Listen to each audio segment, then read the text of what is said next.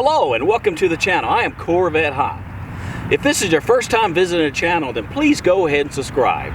For those of you that have been to the channel often, hey, thank you so much for everything you have done. We are now at 2 million views. That would not be possible without each and every one of you.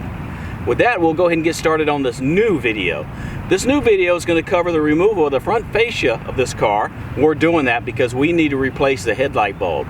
I know that's a lot of work to do that, but hey, that's what has to be done. With that, let's go ahead and get started. And hey, keep those cars on the road. Changing your own headlight bulb can save you a lot of money. For example, it takes about 3 hours to remove the front fascia of this car just to get to the headlight bulb. So think of that. That's about $95 per hour for an auto mechanic, almost $300. That does not include the cost of the bulb itself. Most bulbs cost anywhere from $125 to $180 per bulb. So that could be a significant amount of savings. So the cost of this job is significantly a lot less than what you would normally pay at the auto shop. One of the first things we're going to do is go ahead and remove this cover right here. And you see that just pops right out. There's a little clip right here that goes right here, and there's one on both sides. We do that because there's a screw right here that we need to get to loosen up. In fact, there are a total of 1, 2, 3, 4 screws on top that we need to remove. Now go ahead and use a T27 Torx to remove those 4 screws. Number 2.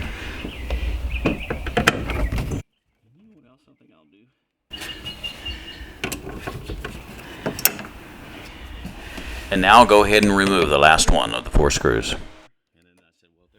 Now we also have 2 panel fasteners that we're going to have to remove. You see one right here and one right here.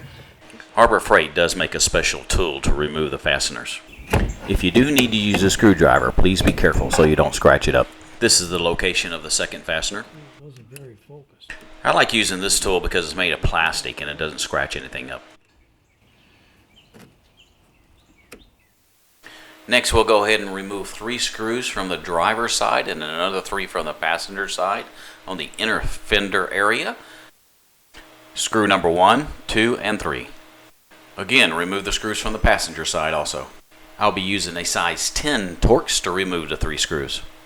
These screws came out pretty easily, but keep in mind there could be mud and everything else all over the screw. Once the screws are removed, I can go ahead and remove the winglet. Of course, some cars don't have a winglet, they just have a plastic protector. I went ahead and lifted the car up on the Rhino ramps. This, of course, will allow me to get at everything much easier, but most importantly, it'll allow you the capability of seeing on video what I'm doing. Next, I went ahead and put tape around the lens and the fascia to protect it from scratches. Here we have a total of 10 7mm screws. There's 1, 2, 3, 4, 5, 6, 7, 8, 9, and 10.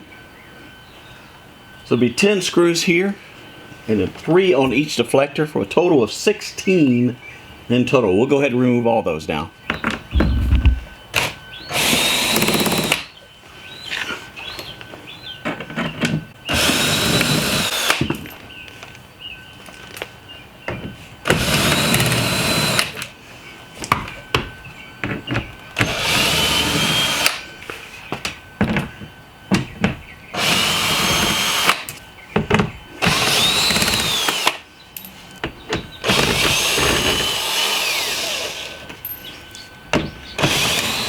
I am on purposely showing you the location of the screws that need to be removed for reference so that you know exactly where they're located.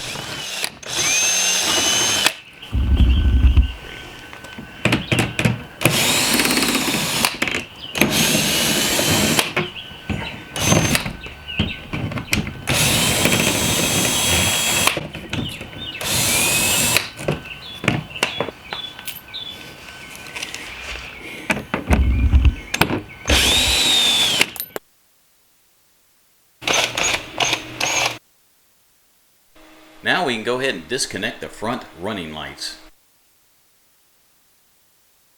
Pull out on the front portion of the fascia where the running light is. Go ahead and reach in behind the running light, lift up on the gray tab, and disconnect the wire from the running light. This is the location of the gray tab on the wire connector. Make sure you disconnect the wires on both running lights, passenger and driver side. I went ahead and removed this running light lens. You don't need to do that, but you will need to reach behind the panel. I removed this just so you have a clear demonstration on how to remove the wiring from the running light lens. This makes it easy for a good demonstration because it's hard to see behind the fascia when I'm trying to film. So I went ahead and removed it just so you can get a clear view of what I'm actually doing. So push out on this tab.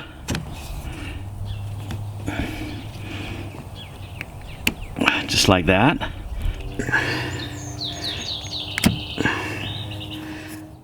Next, go ahead and use a 10mm socket to remove 4 additional screws on the center panel. This will allow us the capability to get at other screws on the other side of the panel.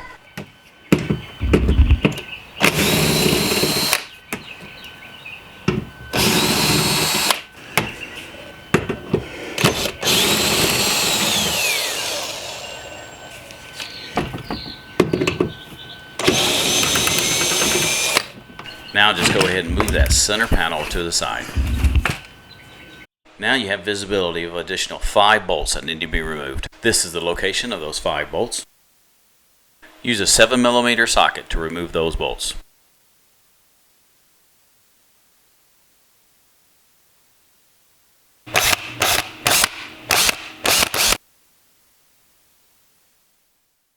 Here's a close-up view of those same 5 bolts that we just talked about.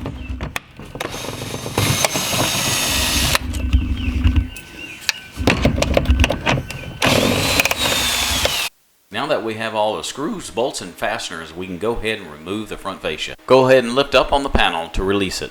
This did take some force, but with the help of my plastic tool, I was able to release it. Next, I moved to the passenger side and applied the same procedure with both the force and the plastic tool. Because I already released the tabs near the running lights, the front fascia was ready to come off. Note how I put a blanket down to protect the front fascia as I set it down on the ground.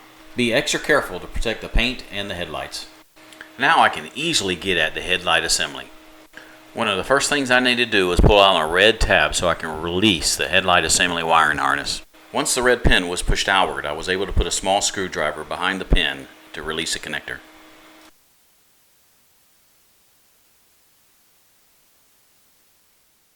Now we will remove 3 headlight bolts using a 7mm socket. 1, 2, and 3.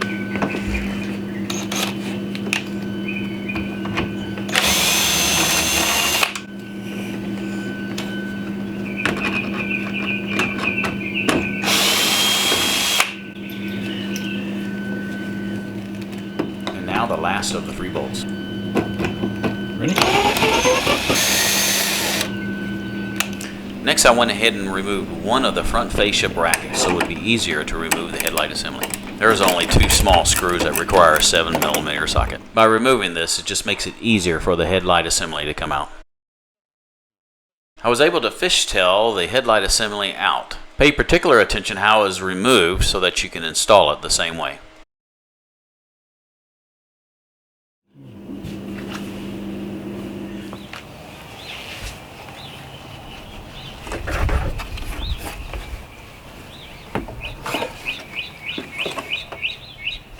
Now let's go ahead and open it up and look inside.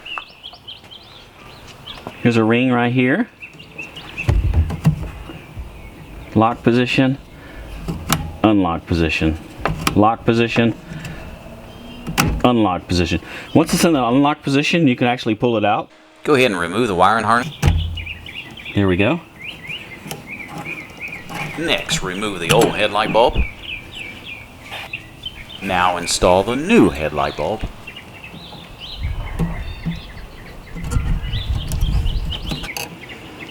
Next, lock the bulb into position by turning the lock ring. Lastly, connect the headlight bulb wiring connector. Go ahead and put the headlight assembly rear cover back on, and we are now mission complete. Go ahead and install everything else in reverse order. With that, I hope you learned something and saved some money. And hey, keep those cars on the road.